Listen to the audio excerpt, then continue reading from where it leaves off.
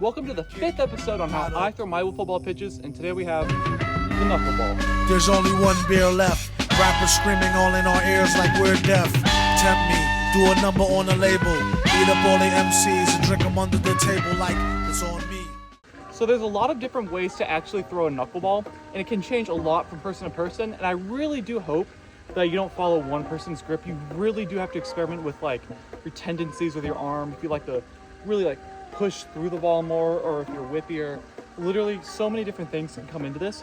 But all you're trying to do is find a perfect way to get this ball out of your hand straight towards the target. Of course, get no spin, that's the main goal.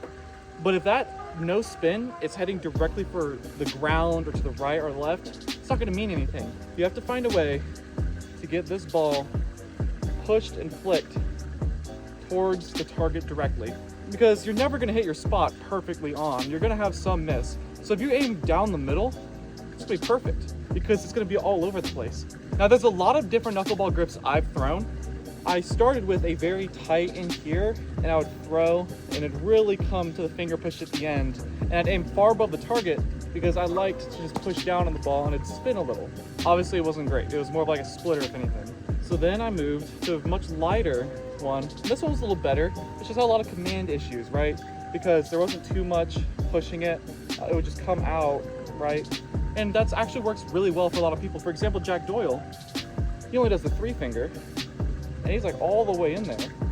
But he's able to flick it out perfectly, and you see that thing, it's more devastating than any other knuckleball you've seen. Now what I like to do is I come right here and have the holes aiming at the target. Obviously, because the wind's gonna come in and mess with it. But a lot of different people do different orientations because it messes up with the movement a little more from their perspective. But for me, I found the most success when the holes and scratches are aimed directly at the target. So 3 fingers and a relatively light grip, except I'm not like out or anything. I am pretty deep into my hand. When I'm throwing it, I'm releasing my fingers at the target right at my release. It's kind of similar to my sweeper, where I said you're gonna use the whip of your arm to flick downwards. I'm using exactly when I would flick is when I push my fingers.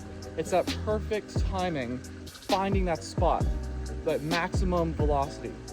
And I cannot emphasize how much flicking my actual fingers helps out. But since this is plastic and a wiffle ball, we can mess with it a little more. And that's the grip.